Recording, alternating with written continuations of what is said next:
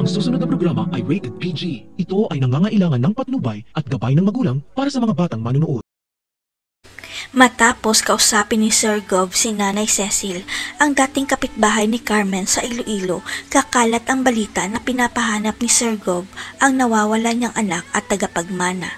Ipinapangako ni Sir Gov na gagawin niya ang lahat ng paraan para mahanap ang anak nila ni Carmen at hindi na niya hayaan na pigilan siya ng kanyang inang si Lola Sweet.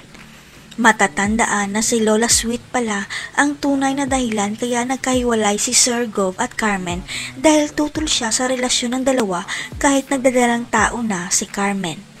Sa kabilang banda, inamin na rin ni Nay Guapa kay Tata na hindi siya ang tunay nitong ina kundi si Carmen at nangako si Nay Guapa na proprotektahan niya si Tata sa tatay nito. Hanggang sa makaabot ang balita kay Nay Guapa na pinapahanap siya ni Sir Gov dahil nakilala siya ni Nay Cecil na siya ang kaibigan ni Carmen na nag-ampon sa anak nito. Biglang tumigil ang mundo ni Nay Guapa dahil hindi siya makapaniwala na si Sir Gov pala ang tunay na ama ni Tata pero naisip rin niya ang kalagayan niya dahil sa sakit niya.